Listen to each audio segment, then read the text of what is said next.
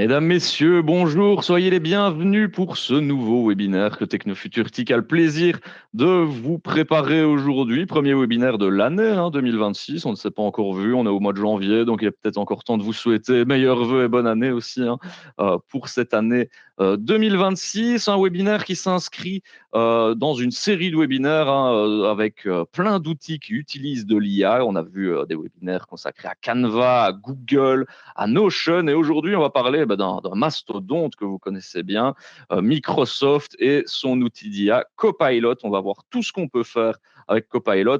Tout ce qu'on peut faire, c'est très subjectif, parce qu'en une heure, on va pas évidemment savoir tout vous montrer et rentrer dans le détail, mais on va essayer de vous montrer vraiment tout un aperçu de ce qu'on peut faire avec Copilot. Voilà pour la mise en pratique, on va dire. Il ne me reste plus qu'à accueillir mon formateur du jour, Pierre Verbist, qui est une figure bien connue de Technofuturtique. Mes premiers webinaires pour toi quand même. Oui. Bonjour Pierre. Bonjour Adrien. Ça va? Pas trop stressé, tu vas bien? Oui, ça va. Voilà. Alors, On va avancer, on verra un petit bah peu. oui, bien sûr. Non, je te promets, ça va très bien se passer. On a un public qui est toujours très conciliant également. Donc, Pierre, tu es enseignant, prof en primaire à mi-temps, mais tu es également formateur TIS. Donc, tu as un peu un touche-à-tout du numérique, quoi, finalement. Oui, c'est ça. Donc, je donne ici plusieurs formations différentes dans la partie édu. Donc, tout ce qui est utilisation de Copilot, de Google, de Apple aussi, et dans le parcours référent IA, donc C'est dans ça. plusieurs modules du parcours référent IA. Alors, je fais déjà un petit aparté. Donc, tu n'es pas employé par Microsoft Non, pas du du tout. tout. Tu es juste quelqu'un qui aime mettre les mains dans le cambouis et analyser les choses. On l'a vu déjà dans le sondage qu'il y a plein de licences différentes. Suivant les licences que vous avez, on n'aura pas forcément toutes les réponses à vos questions non plus, parce que c'est un outil qui est aussi énorme et fatalement très complexe. Mais donc, il n'y a pas de pub ici, il n'y a pas de placement de produit. Et on va directement rentrer dans le vif du sujet, parce que Pierre nous a concocté énormément de petites démonstrations vidéo pour vous montrer tout ce qu'on peut faire. Donc voilà, je vous invite à l'écouter attentivement. Et Pierre, je te laisse la scène. Merci Adrien. Donc, voilà, première chose, on va un petit peu vous présenter le programme de ce webinaire. Donc, on va commencer par les bases de Copilot. Donc, qu'est-ce que Copilot exactement et comment ça fonctionne d'une manière assez basique. On va ensuite partir sur les différentes versions et Dieu sait qu'il y en a quand même quelques-unes. On va essayer un petit peu de dépatouiller tout ça. Oui, exactement. On verra comment on peut utiliser Copilot efficacement. On parlera bien sûr de la sécurité de données, mais on verra aussi les différentes possibilités. On aura des démos et à la fin, un petit peu comment fonctionne aussi un agent IA. Ouais, énormément de démos aujourd'hui. Et d'ailleurs, on va voir un petit peu justement ce qu'est Copilot, parce que ici, on l'a un peu axé sur tous les outils que Microsoft propose, mais au final, c'est un véritable agent comme un ChatGPT, comme un Gemini. Enfin, moi, c'est ça que j'ai beaucoup aimé préparer ce webinaire avec toi, c'est que j'ai appris plein de choses aussi. Oui, donc, qu'est-ce que Microsoft Copilot? C'est effectivement, comme tu disais, donc un assistant, un IA, un conversationnel, basé sur les modèles d'OpenAI. Donc, derrière, il y a ChatGPT qui est derrière, mais ce n'est pas ChatGPT puisque les instances sont sur les serveurs de Microsoft. Donc, ça, c'est vraiment très particulier. Et c'est tout un écosystème, en fait. Donc, on a le Copilot Chat, qui est l'équivalent de ChatGPT, mais on a aussi Microsoft 365 Copilot qui, finalement, lui, va permettre de connecter tous les autres outils qui sont derrière, finalement, Microsoft et notamment Office. Ok. Et donc, ouais, tout cet écosystème, il est large, varié, et c'est vraiment quelque chose qu'on utilise toutes et tous finalement dans notre quotidien, peut-être bureautique. Et donc, on va voir quels sont les avantages aussi d'utiliser Copilot. Oui, donc les avantages, donc on va avoir une productivité accrue puisque il va être intégré dans les différents outils Office. Donc ça, on va le voir tout à l'heure. Donc ça évite les fameux copier-coller que l'on fait parfois entre ChatGPT, Gemini ou autres. Donc forcément un gain de temps. On aura aussi toute une partie consacrée à la créativité, même si je t'avoue que si on devait travailler sur la créativité, on pourrait faire un webinaire complet sur tout ce qui est partie clairement. créativité. Et surtout son adaptabilité et sa polyvalence, puisqu'il y a un certain nombre d'outils à l'intérieur de Copilot. Et alors, on va voir aussi un aspect sécurité, parce que parfois, des employés utilisent des licences ChatGPT gratuites, mais parfois peut-être des données qui sont confidentielles, alors qu'ils ont un tenant, comme on dit Microsoft, dans lequel ils pourraient déjà utiliser et mettre certaines données qui seraient un peu plus sécurisées. Oui, c'est vraiment un des gros avantages, évidemment, de rester dans l'écosystème de Microsoft et avec un compte, comme tu disais, un compte entreprise ou éducation, hein, finalement, qui sont assez similaires, avec des petites nuances malgré tout. Donc effectivement, comme tu disais, quand on est dans un compte Microsoft et qu'on utilise son compte Microsoft, eh bien on va être dans un environnement RGPD, donc conforme au RGPD, et avec une sécurité même par rapport aux données de l'entreprise, donc par rapport aux différentes permissions qui sont accordées dans ton tenant, eh bien il va y avoir une confidentialité qui va être vraiment accrue à l'utilisation de Copilot Éducation. Je vois qu'il y a des noms qui sont habitués à nos webinaires RGPD également, malgré que Microsoft soit un acteur américain où il y a de la conformité RGPD derrière. Oui, okay. Enfin, oui, voilà. C'est ce qui a annoncé. On n'a pas été vérifié derrière, fatalement. Ok, donc très très bien à ce niveau-là. Et donc, on va commencer par le commencement, savoir où est-ce qu'on peut trouver Copilot. Oui, alors ça peut paraître bizarre de se dire où on peut trouver Copilot, mais c'est vrai qu'il se trouve à différents endroits. Donc, on va le retrouver sur le web, donc à différentes adresses. Donc, on va pouvoir le retrouver à même M365 Copilot. Donc là, c'est bien la version entreprise et sécuritaire. Donc, il existe une version, on le verra après, qui est, elle, gratuite, qui se trouve à une autre adresse. On va le retrouver dans les applications. Donc, il est intégré aux différentes applications Teams, Outlook, Word et autres. On peut aussi le retrouver dans le navigateur Edge. Donc, ça, c'est assez pratique aussi. Si on utilise le navigateur de chez Microsoft, on va retrouver une barre latérale avec directement Copilot qui est intégré. Et bien sûr, comme d'autres, mais on va pouvoir le retrouver aussi également dans une application disponible sur smartphone. Ouais. Alors, comme tu le dis, c'est ça qui est un peu le challenge avec Copilot, c'est qu'il y a tellement d'endroits déjà pour le trouver. Et puis, il y a tellement de licences. On a eu ce premier sondage, justement, où on vous a posé la question, quelle licence Microsoft utilisez-vous 57% nous ont dit la licence de leur entreprise, 19% une licence éducation, 15% un compte personnel gratuit, 8% nous ont dit qu'ils ne savaient pas. Et puis, je vois dans le chat, en plus, il y a eu des propositions supplémentaires parce que Egide nous dit, moi j'utilise la licence personnelle Microsoft 365 famille par prix dans le sondage, idem licence personnelle payante à 99 € par an pour Marie-Rose et pour Jean. Donc voilà, il y a aussi des licences qu'on n'a pas il aurait fallu dans le sondage parce qu'il y en a effectivement beaucoup et donc toutes ne proposent pas la même chose. C'est déjà là où on se perd un peu. Oui, c'est ça. C'est vraiment une des grosses problématiques à l'heure actuelle dans ces licences.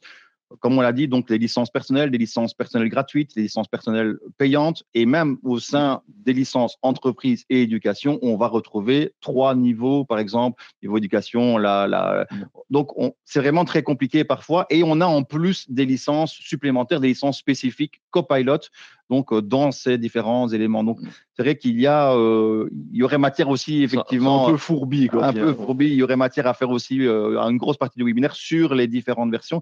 Donc moi l'idée ici c'était de vous faire démonstration un peu des outils différents qui sont à l'intérieur, en sachant que suivant les licences, certains outils pourraient ne pas s'y trouver et devoir être peut-être payant. Donc moi, l'idée, c'était de vous montrer. Vous verrez qu'à ce moment, dans une de mes démos, je n'avais pas accès à la fonctionnalité. Donc, je vous ai préparé une petite vidéo qui présente la fonctionnalité parce que je n'y avais pas simplement accès avec mon compte. C'est ça. Donc, n'essayez pas de faire des manipulations en même temps qu'on fait la présentation parce que vous allez peut-être être frustré de vous retrouver dans votre Copilot et de se dire, tiens, moi, je n'ai pas ce bouton-là. Oui, ça, c'est un peu le problème avec cette licence. Mais donc, on va voir qu'il y a beaucoup de licences différentes, comme on l'a déjà abordé. Oui, donc il y a d'abord les versions gratuites, donc le fameux Copilot gratuit avec un accès web. On a les comptes pro, donc sans licence, donc ce que je vais appeler ici comptes entreprise ou éducation, mais qui sont gratuits. Donc, et donc là, on a des protections de données qui sont vraiment différentes selon les différents outils qu'on va utiliser.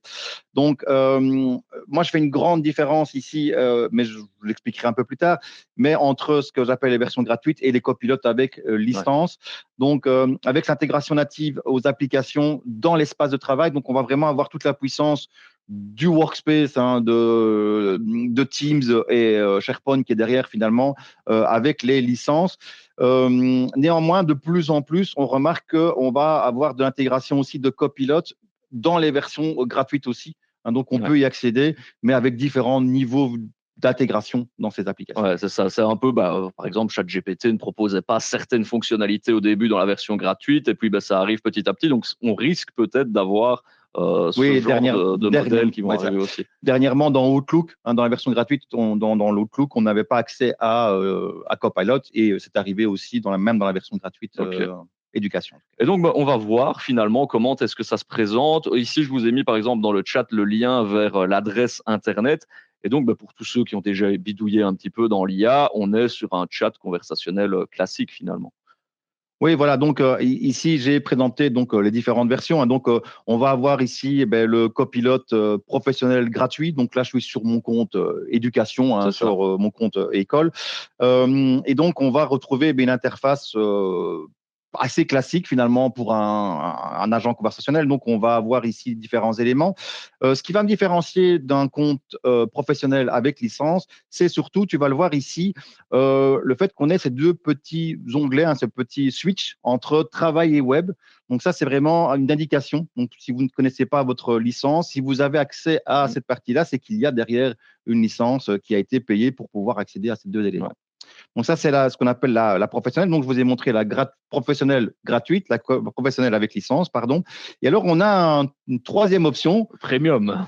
mais qui est un peu, oui, alors un peu bizarre, mais c'est le fameux Copilot personnel. Et c'est par exemple mon compte Microsoft 365 Family dont on parlait dans le chat, là, celui à 99 euros effectivement, et où c'est assez bizarre, mais on va retrouver des fonctionnalités qui ne se trouvent pas dans les versions éducation ou entreprise, et qui ressemblent finalement plus à ce qu'on peut connaître dans un chat GPT ou autre. Vous voyez que je vous montre quelques fonctionnalités qui sont d'habitude plutôt Mhm. dans ces agents conversationnels.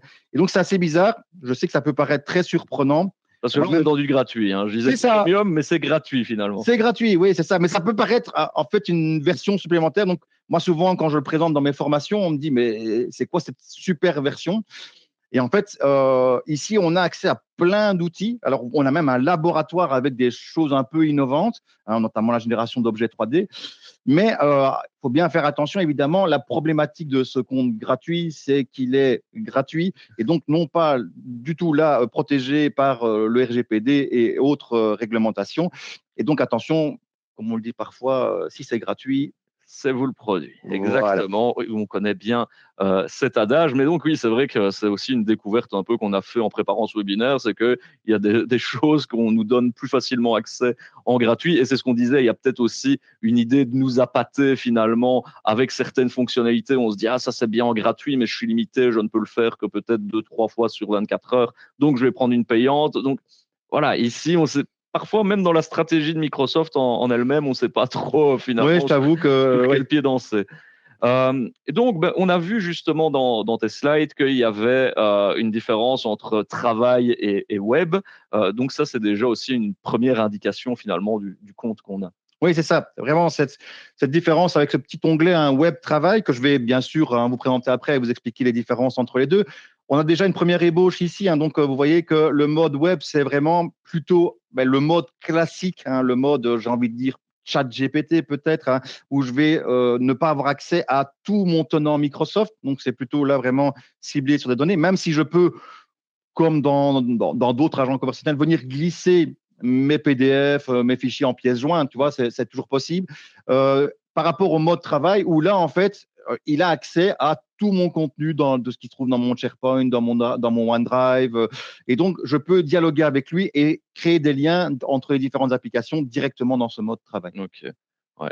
Alors, on va peut-être reprendre par les bases. On va peut-être paraître rébarbatif pour certains, mais on ne le répétera jamais assez que pour faire marcher une intelligence artificielle, pour ne pas qu'elle nous frustre, il faut lui donner ce dont elle a besoin et généralement, ça passe par un bon prompt. Oui, exactement.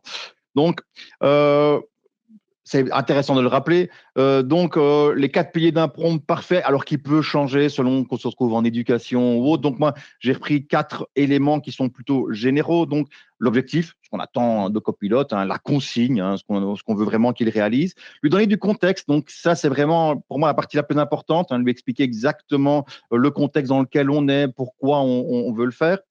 Quelles sont nos attentes? Donc, ça veut Mhm. dire quelle sortie on attend de lui. Est-ce que ça va être un tableau? Est-ce que ça va être des listes à puces? Est-ce que donc vraiment à ce niveau-là, et bien sûr des sources éventuelles, donc des fichiers qu'on va venir lui C'est ça. placer, hein, ou un site web, une référence d'un site web qui va lui servir à tout ça. Voilà, ici, ben, les bonnes pratiques, hein, ça paraît évident, mais être clair et précis, adopter un ton de conversation. Alors, ce qu'on oublie très régulièrement, mais qui facilite beaucoup les choses, c'est donner des exemples. Donc, parfois, on se lance dans des prompts, on essaie de lui expliquer, hein, en faisant des belles phrases. En fait, parfois, il suffit juste de lui donner un exemple. L'IA est très forte là-dedans, hein. Donc, si on lui donne un exemple, elle va y avoir beaucoup plus facile pour voir exactement ce qu'on attend d'elle. Donc, parfois, un beau petit exemple permet de gagner du temps. Demander un retour sur son travail, donc lui demander est-ce que ce que je t'ai donné est suffisant? Est-ce qu'il ne faut pas que je rajoute des informations? Donc, simplement lui demander qu'elle te pose des questions supplémentaires. Alors, il y en a une qui me plaît beaucoup, c'est être poli, hein. Je t'avoue que c'est quelque chose qu'on retrouve régulièrement. Apparemment, la politesse pourrait influencer. Ah bon? J'en suis pas certain du tout. Mais Parce que c'était quelque chose qu'il y avait justement au tout début de l'intelligence artificielle, c'est qu'on disait aux gens ne dites pas merci à oui, ChatGPT parce que bah, ça utilisait des ressources naturelles pour rien finalement. Enfin voilà, mais dans sa requête, voilà, on va mettre ça un fait peu de pas de mal. Je politesse, pense voilà. qu'en étant, voilà, en étant enseignant, je me dis que ça fait pas de mal d'être poli. Et alors, ben, bien sûr, à une évidence, itérer et affiner, Ouais. donc au fur et à mesure, avancer dans ce que l'on propose. Et à contrario, les choses à ne pas faire. Bah voilà, hein, ça paraît évident, ne pas être vague. Utiliser de l'argot ou du jargon complexe, hein, donc même si le jargon complexe, il arrive de plus en plus à le faire, mais l'argot, ben, ça peut parfois être un peu compliqué. Et alors, attention, souvent on confond être précis et donner trop d'informations. Donc moi j'ai parfois ça en formation où des gens me disent ben, il n'a pas compris ce que je voulais, mais quand je vais voir le prompt, il fait 10 lignes avec parfois des informations contradictoires. Ouais, Et donc à ce moment-là, il se perd un peu. Et donc il faut lui donner vraiment c'est l'essentiel. ça, comme tu l'as dit, pas être contradictoire. Ben, réessayer hein, à chaque fois. Généralement, on ne se contente pas de la première réponse, ou alors bah, c'est peut-être parfois sommaire. Mais généralement, continuez à affiner vos requêtes.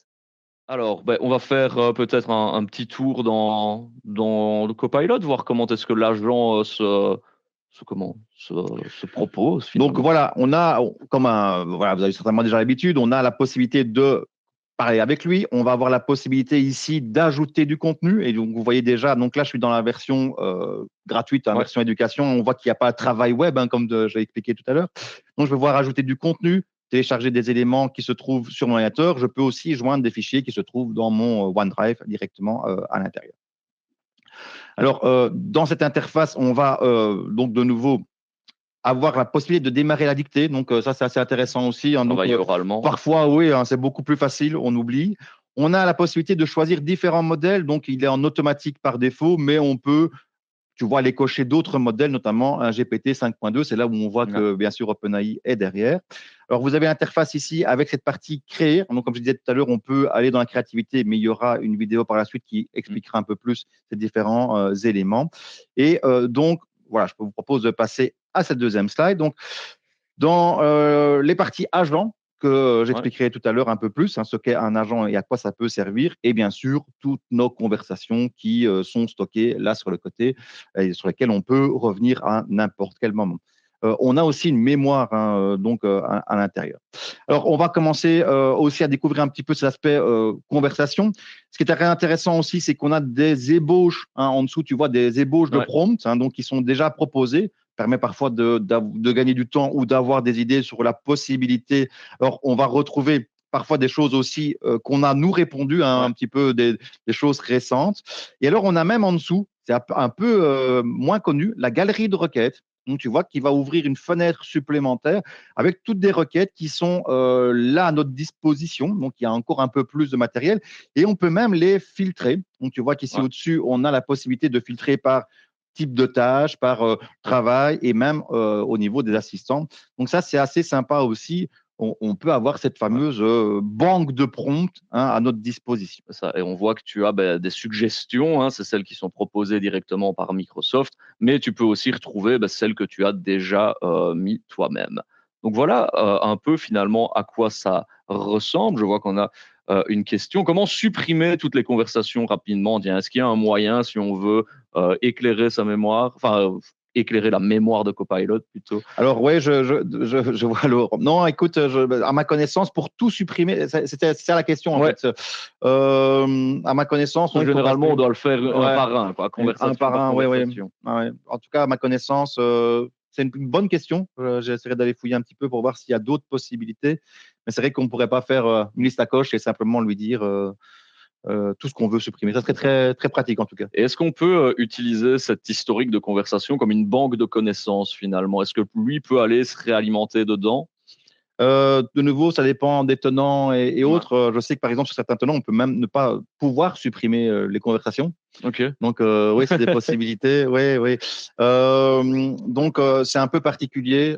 Il tient en mémoire certains éléments, mais on n'a pas accès. C'est pas comme dans ChatGPT Ok. où il peut tenir compte de tous les éléments qui sont à l'intérieur. Et donc, on va continuer un peu ce parallèle avec ChatGPT, qui est, à mes yeux, l'outil le plus connu. On va voir que on peut lui faire des requêtes finalement, comme on les ferait dans ChatGPT jusqu'à là. Oui, donc je vous propose quelques petits exemples. Donc, on va faire une première requête finalement assez simple. Donc, je vais demander.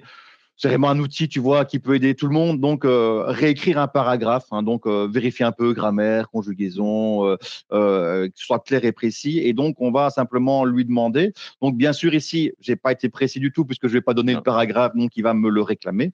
Donc, simplement ici, j'ai préparé un paragraphe. Hein, je vais chercher dans mes copier-coller et je vais venir ici donc le coller. Donc, ce paragraphe que j'ai écrit dans un autre document. Et donc là, il y avait quelques fautes, hein, ASAP, il y avait des erreurs, des fautes d'orthographe, et donc il va bien sûr me rédiger mon document bien proprement. Avec Euh, des suggestions c'est ça, aussi, hein. c'est ça, c'est ce qui est assez intéressant, c'est que directement il va me proposer ici, si je veux le rendre plus formel, en faire une version synthétique. Alors on a en dessous tous les petits icônes habituels qui me permettent de dire si j'ai aimé ou pas la réponse, de la copier, de l'envoyer dans Page, qui est un système un peu de notes hein, pour Ouais. pouvoir les récupérer plus tard. Et donc ces fameuses suggestions dont tu parlais, qui vont permettre de continuer. Par exemple, je voudrais une version plus professionnelle, je clique simplement sur version professionnelle et il va de nouveau me proposer une autre itération de mon contenu avec de nouveau là, par exemple, faire une version pour un mail pro, proposer une version pour un rapport, et donc j'ai de nouveau ces fameuses suggestions. Ce qui est intéressant, tu disais tout à l'heure, c'est que, imaginons que ça, j'en ai besoin très régulièrement, eh bien, vous allez voir que je peux cliquer sur le petit signet qui va me permettre d'enregistrer ma requête. Et donc là, je vais lui donner simplement un nom pour pouvoir la retrouver plus facilement. Alors ici, voilà, je vais l'appeler par exemple secrétaire, rédacteur, hein, donc ici réécriture hein, de paragraphes. Et je vais pouvoir l'enregistrer dans la fameuse galerie de requêtes que nous avons vue Ouais. tout à l'heure. Et donc ça me permet de gagner Tu beaucoup de gagnes du temps. temps Oui, voilà, je directement. me fais ma propre banque de prompts. Donc, les prompts qu'il nous proposait, c'était intéressant. Donc, vous voyez qu'il est dans ma galerie de requêtes. Et donc, tout à l'heure, c'était dans suggestions. Hein, tu te rappelles. Mhm. Maintenant, si je vais dans vos requêtes, alors vous voyez que j'en avais une pour les mails et j'en ai une pour réécriture de paragraphes. Et donc, je peux me créer comme ça ma petite banque de prompts avec les prompts qui fonctionnent bien et qui permettent de gagner pas mal Ouais. de temps. Effectivement, ça permet de gagner du temps. Et donc, là, on le retrouve juste en bas avec la galerie de requêtes. Donc, assez facile finalement quand on lui demande les mêmes tâches, parfois un peu répétitives. Et ça, c'est une fonctionnalité qui, à ma connaissance, n'est pas dans les autres. Tu vois, Ouais, on va pas le retrouver aussi facilement, en tout cas, cette c'est galerie de ça. requêtes. Donc top à ce niveau-là. Mais tu peux lui demander de te créer des idées, par exemple pour une réunion sur Teams, par exemple. Voilà, ça reste aussi un partenaire d'idéation. Moi, c'est ça que j'aime bien finalement avec l'intelligence artificielle, c'est que ça permet de partir plus facilement d'une page blanche à nous donner des idées. Oui, c'est ça. Donc, on a un exemple de nouveau ici, hein, donc ce que tu appelles, ouais, hein, donc le partage d'idées, le brainstorming. Hein, donc, Ouais, voilà, ici, je suis formateur technique et je cherche des idées amusantes pour mon Teams, hein, pour mettre un peu d'ambiance. On sait que les Teams, parfois, c'est un c'est peu ennuyant. voilà, un peu ennuyant. Donc, c'est assez amusant de temps en temps de lancer des petites activités qui permettent d'aller un peu dans Teams, de les faire voyager. Et donc, voilà, tu vois, je vais retrouver ici toute une série d'idées qu'il va me proposer. Hein, donc, et alors, par rapport à ces idées, si j'en choisis une, par exemple, challenge technique en mini-équipe qui vient de passer, eh bien, ça pourrait être sympa à utiliser. Et donc, simplement, je peux lui dire simplement de m'expliquer un peu plus en détail quel est ce point numéro 5, quelle est l'idée qu'il proposait à Ouais. ce point numéro 5. Donc, vous voyez de nouveau, il complète automatiquement. Il y a une complétion automatique hein, qui va me proposer des choses. Et donc, simplement ici, explique-moi l'idée numéro 5. Et là, il va me réexpliquer, C'est évidemment, ça. tout ce qui est là. Et alors, justement, tu as ici une version qui est plus ou moins gratuite, hein, Oui, je donc, suis toujours sur la version. tu as aussi d'autres petites choses que tu peux faire en version travail, donc sous licence payante. Ouais, donc c'était l'idée de vous montrer un peu la différence entre les deux parties, hein. Donc, quand je suis dans la licence travail, donc vous vous rappelez avec ce fameux travail et Ouais, web, si je reste en web, c'est ce que je viens de vous montrer.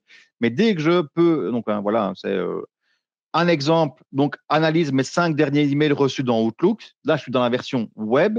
Eh bien, le résultat ne va pas être le même du tout entre la version web et la version travail. Donc, si je me mets en version web, eh bien, que va-t-il se passer? Tout simplement, il va me dire qu'il n'accède pas à ma boîte email et que je dois venir mmh, copier-coller, ce qui est complètement ouais, impossible, hein. Je ne peux pas m'amuser c'est à aller ça. chercher tous mes mails et les copier-coller. Et donc, c'est ici qu'on va voir que l'articulation est intéressante entre tous les outils de Microsoft, Word, Excel, ici Outlook, et ce fameux Copilot Donc, ouais, depuis l'agent conversationnel. c'est ça. Donc là, j'ai cliqué sur travail, je copie-colle exactement le même prompt, hein. Donc, je suis toujours sur travail, donc je suis passé sur travail.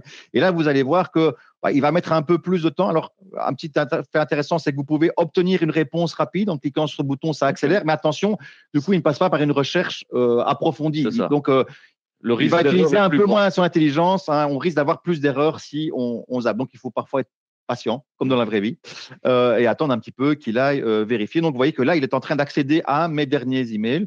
Et donc, il va vraiment accéder à ma boîte et me proposer à ce moment-là un résumé de mes emails. Donc, c'est vraiment intéressant cette différence entre web où finalement il n'accède pas aux autres outils, hein, de Microsoft et où là, on voit très clairement que dans le travail, eh bien, il a pu Mmh. accéder à ma boîte mail et aller vraiment me chercher mes À informations. ce moment-là, tout est articulé finalement, les outils. Et c'est ça la force et l'intérêt hein, finalement de ce Copilot dans Microsoft. Ici, on a vu tous des aspects un peu plus, on va dire, classiques, hein, sans être péjoratif, Non, non, bien qu'un chat sûr. GPT peut faire. Mais là, on va voir, on va rentrer un petit peu plus loin. Et pour ceux qui ont suivi le webinaire sur Canva, vous allez voir que finalement, en termes de création, Microsoft tire très bien son épingle du jeu. Oui, c'est assez peu connu, mais on a un équivalent de Canva à l'intérieur, hein, de Microsoft, hein, qui s'appelle Designer en fait. Et donc, ils ont lié les deux. Donc, on va rentrer dans la partie création. Donc, comme je vous disais, on peut, tu vois, il y a quand même déjà pas mal de choses. Créer une image, créer une vidéo, des infographies, des stories, des affiches. Et encore, il y a le bouton autre qui me permet Mm. de développer encore plus. Donc, par exemple, ici, hein, il est bientôt l'heure du repas. On va lui demander de générer une image d'un burger pour par exemple, illustré sur un menu, tu vois, donc Mm. pour un resto ou l'autre. Et donc, je vais pouvoir ici, je vais voilà, simplement coller le prompt. Alors, je vais pouvoir, bien sûr, ajouter du contenu. Donc, je pourrais lui donner des informations supplémentaires. Je peux choisir parmi différents styles. Et tu vois qu'il y a quand même pas mal Ouais. de possibilités dans les styles. Très intéressant aussi, hein, donc je vais prendre photoréaliste pour le Ouais. magazine. Je peux aussi choisir Un des kit codes de de marque. couleurs, Ouais. donc un kit de marque. Ça, Donc, c'est fou. c'est ouais, donc c'est vraiment comme dans Canva, on a la même possibilité. Donc, si j'ai une entreprise avec des couleurs bien spécifiques, eh bien, je peux venir les mettre. Et bien sûr, le format, mais ça, c'est du classique. Donc là, je te propose peut-être d'avancer un petit peu. On va voir qui se met en route, hein. J'ai laissé la vidéo, même si je l'accélère un petit peu, on le voit en train de, au fur et à mesure, de dessiner mon hamburger. J'avais demandé qu'il soit un hamburger belge, un burger belge. Et donc, on voit qu'il y a le petit drapeau qui m'a placé. Pas que le petit drapeau, il y a le petit verre de bière qui accompagne, hein, tu vois. Mm. Donc, ce sont des éléments qu'il va rajouter. Alors, vous voyez qu'ici, je peux lui, dans l'onglet qui est ici, je peux carrément demander de nouveau prompter. Et donc, par exemple, ici, je trouvais qu'un burger sans frites, ça faisait pas vraiment belge. Et donc, je vais lui demander simplement ajoute des frites dans mon image. Je pourrai de nouveau choisir de modifier le style et simplement ici, il va régénérer une nouvelle image. Donc, de nouveau, je vais avancer pour ne pas qu'on perde trop de temps. Et donc, ici, il m'a ajouté le petit paquet de frites qui va bien à côté. Et tu as vu qu'il a gardé une certaine consistance. Donc, ça, c'est intéressant. C'est que il a juste ajouté le paquet de frites. Il n'a pas recréé Ouais. une nouvelle image, hein. Donc, ça, c'est quand même. On se rappelle les galères au tout début de la création d'images dans les IA où à chaque fois, il recréait, régénérait une nouvelle image. Alors là, on va voir que sur le côté, eh bien, j'ai ces fameux outils que j'appelle des outils style Canva. Donc, on a tout ce qui est édition d'images, hein, que je viens de vous dévoiler ici sur le côté. Vous voyez toute la possibilité avec les filtres. On va aussi avoir le kit de marque, hein, sur lequel on peut ajouter les différentes possibilités d'ajout de texte avec à chaque fois, ça c'est un peu joli, je trouve, où on voit un petit peu ce que ça donne en transparence, tu vois.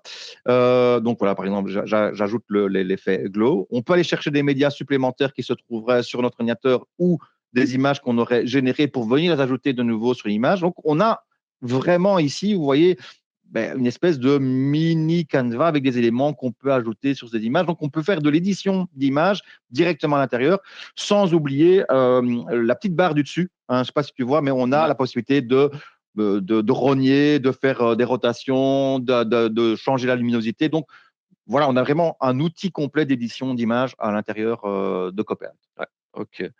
Nicolas nous dit c'est un peu criminel, hein, un burger à cette heure-ci.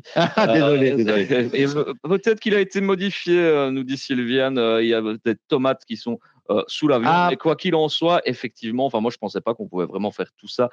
Même l'interface ressemble très fort à Canva. Après, voilà, c'est une interface qui revient. Il n'y a pas que Canva. Hein. Dans d'autres éléments, on va retrouver des éléments. Adobe a une interface un peu semblable. Donc, il y a une convergence. Hein. Il n'y a rien à faire. Hein. Quand on regarde dans les différents produits informatiques, c'est du classique. Effectivement. Du classique. Alors maintenant, ce qu'on va voir et ce qui est un peu l'attrait finalement derrière tout ça de Copilot, c'est cette fameuse articulation avec tous les outils qu'on utilise au quotidien, que ce soit Excel, que ce soit Word, que ce soit Outlook, on va voir Forms, etc., Teams, PowerPoint, enfin, c'est ça un peu la promesse finalement derrière Copilot, c'est de se dire qu'on va pouvoir travailler plus facilement avec ces outils en y intégrant de l'intelligence artificielle. Mais déjà là aussi, il y a une petite chose à dire, c'est que ça dépend aussi de votre licence. Et oui, toujours, on va avoir toujours cette petite élément, ce petit problème. Hein. Donc, par rapport aux licences. Donc, ici, moi, j'ai classé ici pour deux axes de performance différents. Donc, on a tout ce qui est outils de communication et collaboration, donc Outlook, Teams et Forms. Et alors, je ferai une différence avec tout ce qui est outils de productivité, Excel, Word et PowerPoint, en sachant que ce n'est pas les seuls outils dans lesquels on va pouvoir retrouver de l'IA et du copilote. Mais ici, pour le webinaire, c'est ceux qui nous intéressent le plus. Juste peut-être un petite information, c'est que ici, je n'aborderai pas la partie Teams.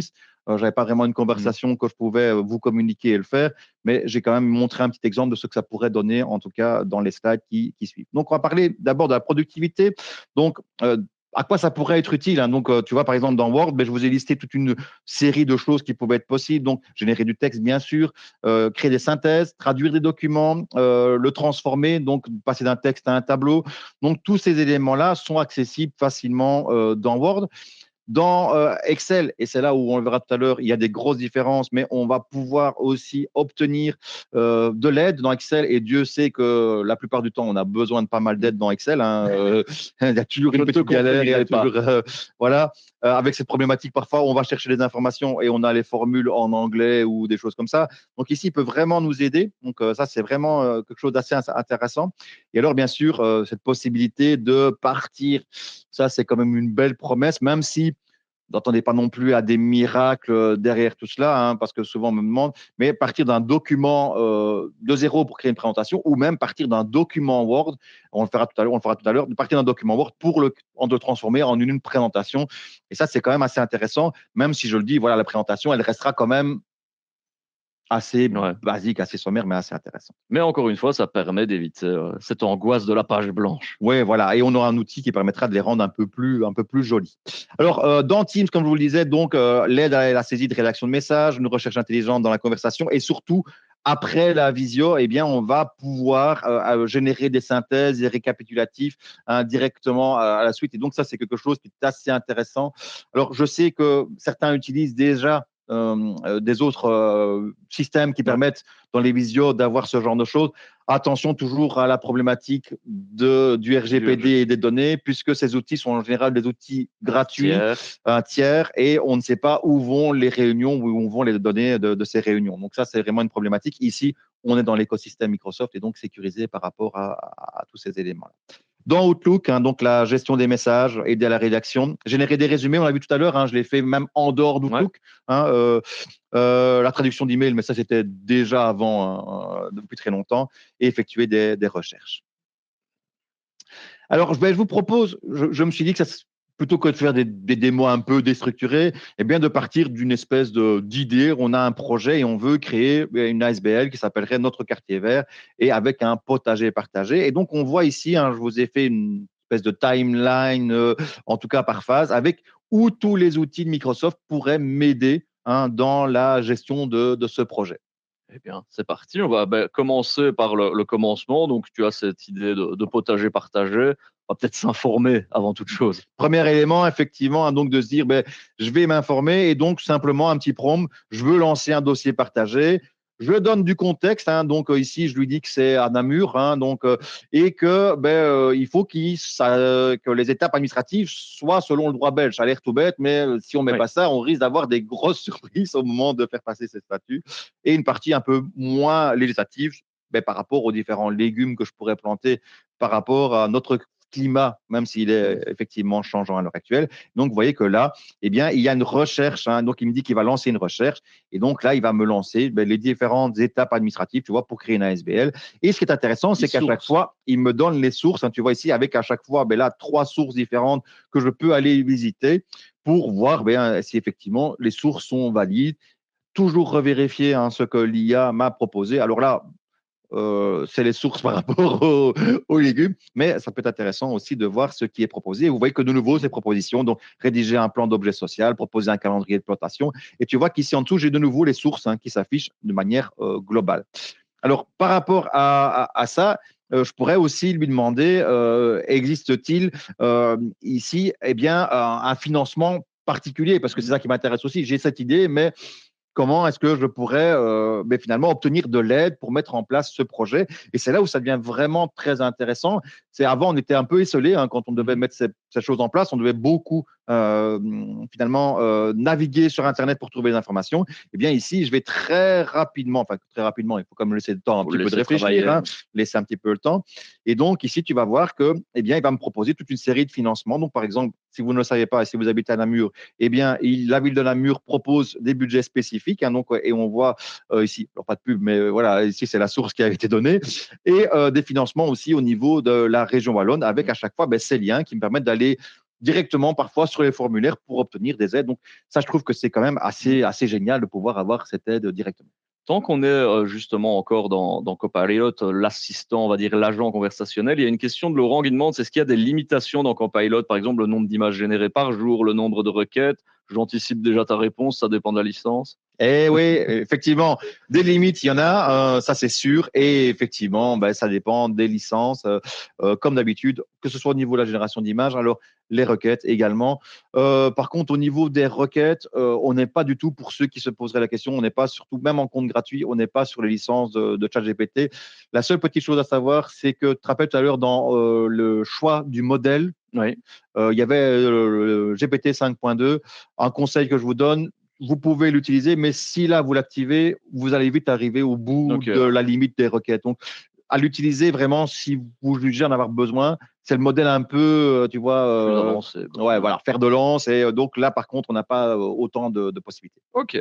Donc, maintenant on s'est un peu renseigné sur nos statuts, finalement, on va mettre tout ça en musique dans Word. Faut peut-être les écrire, ces statuts. Donc voilà, là, je vais partir vraiment d'une page vierge, en sachant que j'aurais sans doute dû peut-être me créer un fichier avec les différents éléments que j'avais retrouvés. Mais là, je vais vraiment simplement lui demander de partir pour la démo. Simplement, je lui dis que ça va s'appeler notre quartier vert. Je lui demande qu'il mette une clause sur le respect de la biodiversité et qu'il se réfère toujours aux fameuses lois ici en Belgique. Et donc, je peux ajouter du contenu. Donc, je pourrais, tu vois, venir ajouter ce que je disais, des différents renseignements, et je peux aller chercher des emails, tu vois, des réunions que j'aurais eues, ou même des fichiers donc j'aurais pu récupérer. Ici, je vais simplement vraiment le lancer de rien, et il va se lancer dans la rédaction assez rapidement. Donc, on va voir que très rapidement, j'adore voir l'IA travailler pour moi. Je ne sais pas ce que tu en penses, mais c'est assez sympa. Donc, on voit des différents éléments qui sont en train de se créer. Bien sûr, je ne saurais que vous conseiller d'aller vérifier ce qui est fait. Tu me coupes l'herbe sous le pied, parce que j'allais dire, n'oubliez pas quand même cette notion d'esprit critique qui est plus que jamais Plus que jamais. importante. Et donc, voilà, par exemple, tu l'as dit, tiens, il propose des subsides à la ville de Namur.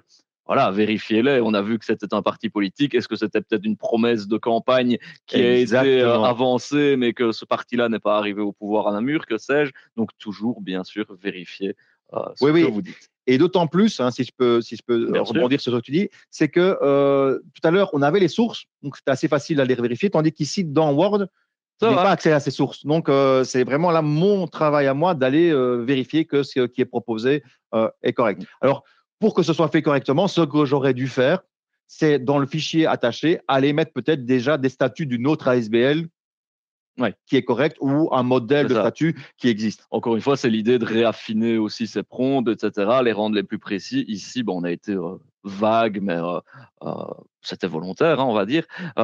Donc voilà, ici, il a généré du texte, finalement, directement dans Word, parce que tu aurais pu générer du texte dans Copilot, l'importer dans Word, hein, les deux chemins fonctionnent aussi.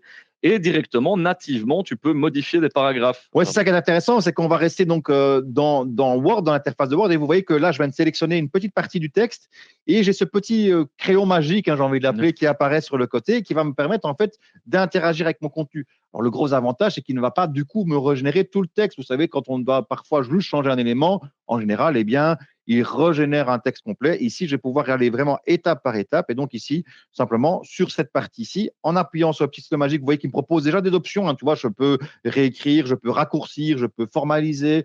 Donc, je vais déjà avoir des outils à ma disposition directement à l'intérieur. Donc, par exemple, ici, je peux prompter, donc rendre ce passage plus complet. Hein, donc, par exemple, pour avoir plus d'infos sur le respect de la biodiversité, qui est le cœur finalement de ce projet d'ASBL qui est là. Et donc, il me propose une modification. Et donc, je peux la conserver ou la remplacer. J'aurais pu lui demander d'autres options. Et donc, on peut vraiment aller spécifiquement dans les détails, modifier le contenu de mon document. Ça, c'est quand même assez intéressant, effectivement. Écoute, ça, c'est tout pour Word, je pense. Maintenant, on peut aller peut-être faire un tour dans Excel. Une fois que tu as mis tout ça en place à ce niveau-là, tu peux bidouiller dans Excel. Oui, voilà. Donc ici, on a un tableau. Alors, c'est un tableau que j'ai généré, factice évidemment, avec des achats, par exemple. Et vous voyez que j'ai ouvert ici sur le côté le volet Excel, donc le volet copilote d'Excel. Et donc là, je vais lui demander, par exemple, de me donner un résumé des dépenses. Et donc, il va aller analyser mon tableau et me faire un résumé des dépenses. Alors ici, mon tableau était déjà très succinct, donc c'est assez simple. Imaginez si j'avais 100, 200, 300 lignes de dépenses, eh bien, il est capable ici de me faire. Et vous voyez qu'il me met un petit 2 sur le côté qui me permet de revenir dans le tableau, voir exactement ce qu'il en est. Alors, il me propose de nouveau directement, tu vois, des éléments. Donc, par exemple, de générer un graphique de dépenses, créer un tableau récapitulatif, préparer une version prête pour faire un rapport. Donc, très pratique pour les trésoriers, tu vois, donc pouvoir faire le rapport directement. Là, je vais simplement demander de générer un graphique des dépenses. Donc là, il va bien sûr analyser tes dépenses et me créer un graphique. Alors, c'est là où j'aurais pu être plus complet en lui disant quel type de graphique je voulais. Lui, il me dit qu'il va me créer ce type de graphique. Je peux le copier, je peux le télécharger, mais ce qui est très intéressant aussi, vous allez voir en descendant un petit peu, c'est que je peux l'ajouter dans une nouvelle feuille. Donc, dans mon classeur Excel qui est là, en cliquant simplement sur Ajouter une nouvelle feuille, eh bien, il m'a créé une feuille complémentaire avec mon graphique qui est accessible. Donc, ça, c'est quand même assez pratique dans Excel de pouvoir comme ça avoir un compagnon, j'appellerais ça un compagnon qui me guide dans mes différents éléments. Et vous voyez que de nouveau, il me repropose plus d'options à l'intérieur. Alors ici, on va lui demander par exemple de me fournir une analyse par catégorie. Donc on va voir s'il est capable d'aller dans cette fameuse liste, créer des catégories de dépenses. Donc, ça, c'est intéressant aussi pour pouvoir après, peut-être derrière, établir un graphique avec quelles sont les dépenses qui sont les plus importantes au sein de cette ASBL. Et donc, tu vas voir qu'il va de nouveau prendre un certain temps pour analyser mes données. Alors, pourtant, il n'y en a pas beaucoup, donc soyez quand même attentif au fait que si vous avez des gros tableaux, ça va prendre effectivement pas mal de temps. Mais on voit ici que, eh bien, il m'a créé des catégories, donc ce qu'ils appellent le matériel de jardin, le matériel de construction, les services et la communication. Donc, il m'a vraiment créé des catégories. Et de nouveau, j'ai ici la possibilité de ce tableau de le mettre dans une nouvelle feuille avec le tableau avec les catégories de dépenses. Et il me propose de générer un graphique par catégorie. Alors, moi, j'étais un peu plus loin. Tu vas voir que je lui ai demandé carrément de mettre avec des pourcentages. Donc, plutôt que de prendre le prompt par défaut basique, je lui ai demandé de le faire, mais avec une répartition par pourcentage. Et donc, même chose, il va me générer ce graphique directement ici à côté. Donc, je n'ai pas besoin de me casser trop la tête sur les graphiques.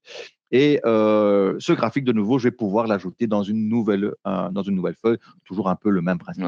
Alors moi, je trouve ça fou parce que moi qui suis ultra nul en Excel, à chaque fois que j'ouvre Excel, il faut que j'ouvre Internet pour aller trouver les formules, etc. Donc ça, si j'avais la licence, ça me serait bien utile, mais je ne l'ai pas malheureusement. Alors, ce qui est intéressant, c'est que ici, on est quand même sur la version Edu. Donc, mais par contre, si tu lui demandes une formule, il va pouvoir te la donner, mais elle se situera dans cette partie compagnon. Et donc, tu seras obligé de la copier-coller dans ton document. Bon, voilà, c'est pas un effort surhumain. C'est pas un effort surhumain. Mais là où ça peut être intéressant, tu vas voir, c'est quand tu parles de cette licence. Donc, il y a une licence spécifique pour avoir Excel, donc dans les dernières versions entreprises.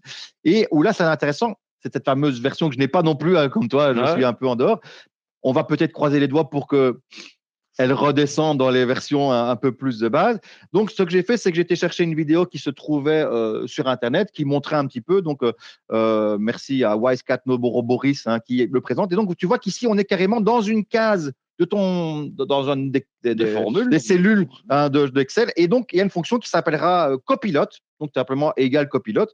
Et tu lui dis, donne-moi 10 super-héros. Donc, tu mets ton prompt dans la partie de ta cellule Excel.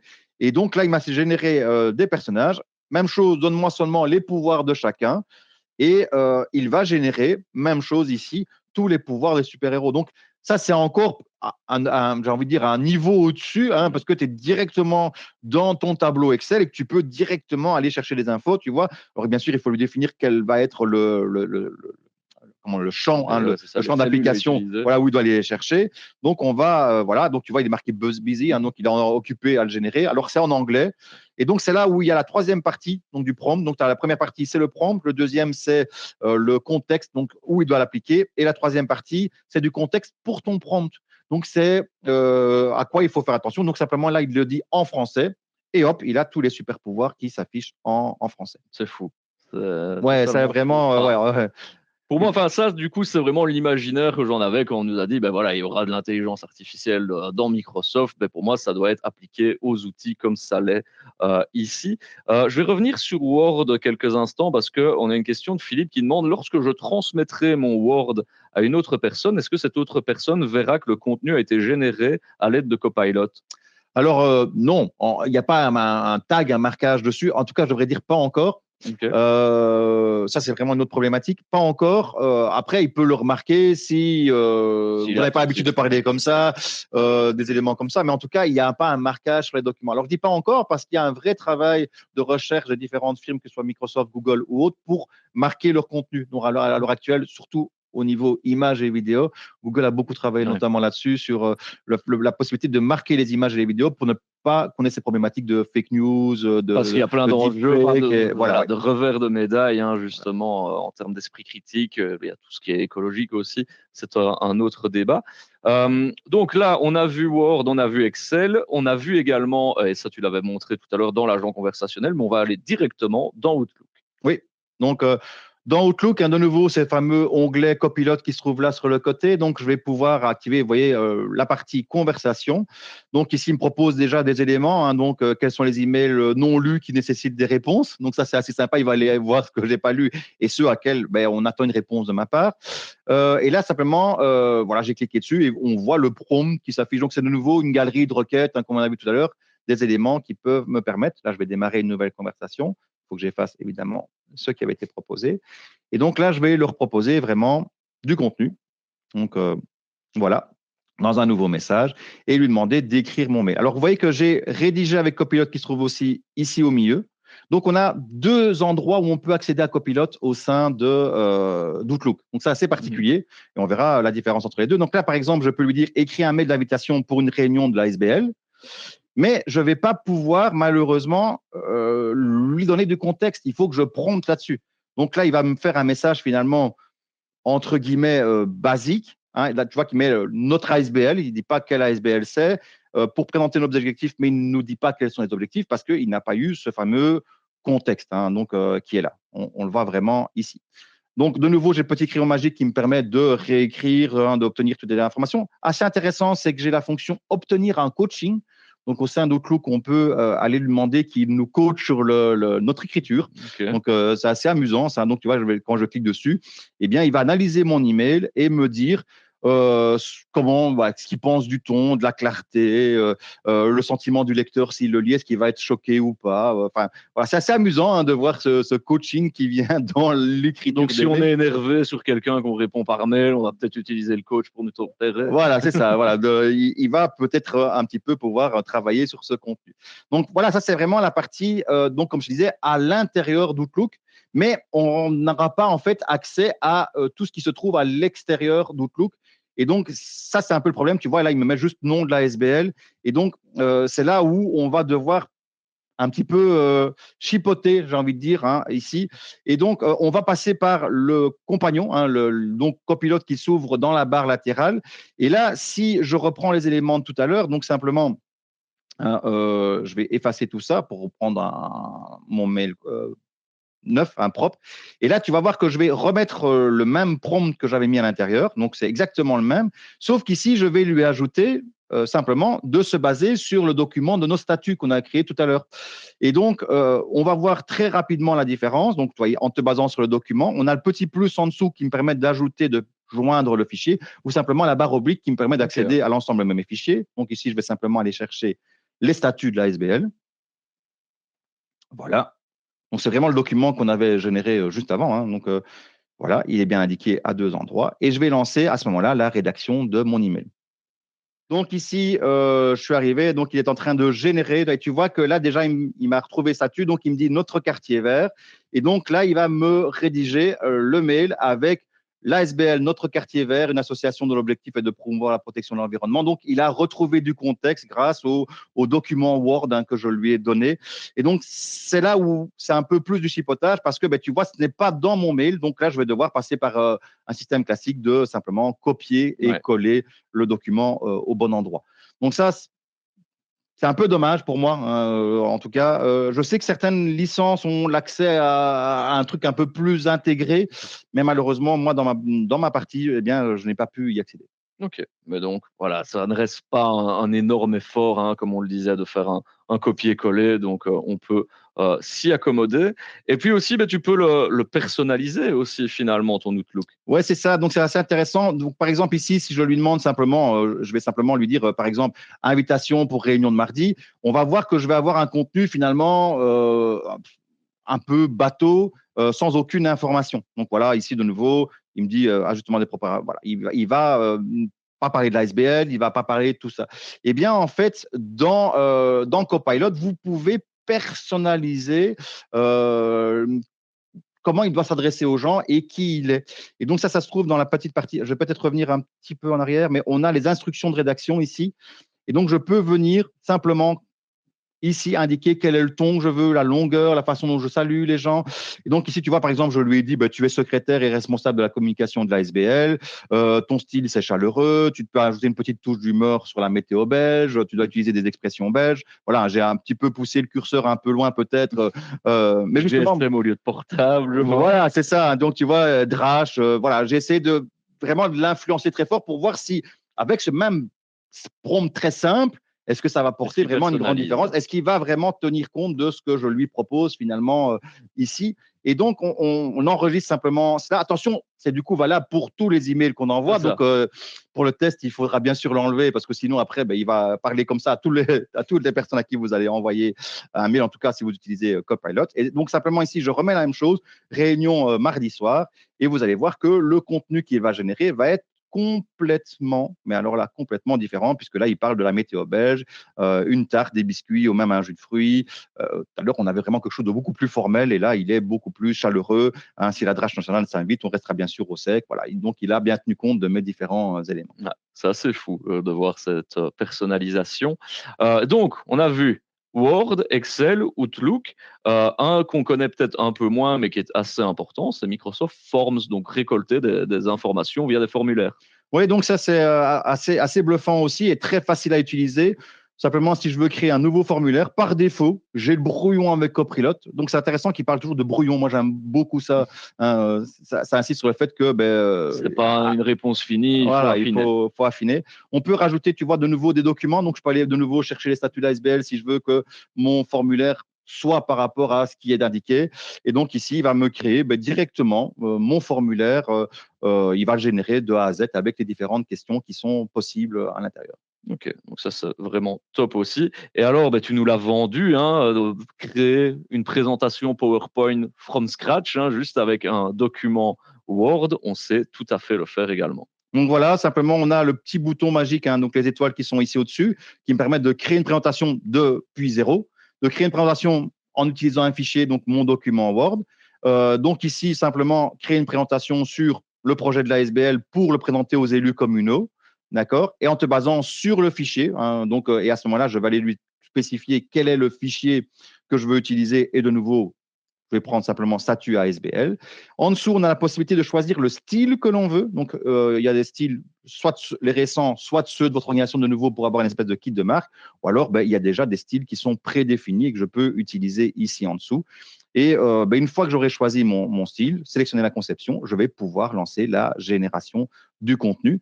Il va tout d'abord m'établir un plan, un sommaire, hein, avec les différentes rubriques qui vont se placer à l'intérieur. Je peux bien sûr interagir sur ces différentes rubriques. Donc, par exemple, tu vas voir qu'ici en dessous, j'en avais une qui concernait la signature du statut de la SBL. Ça n'a rien à faire dans la présentation. Simplement, je peux l'enlever. Je peux choisir aussi les paramètres d'image où il va aller chercher ces images pour venir les placer dedans. Et puis, je n'aurai plus qu'à cliquer sur générer les diapositives pour que ce soit lancé et qu'il me crée ma présentation.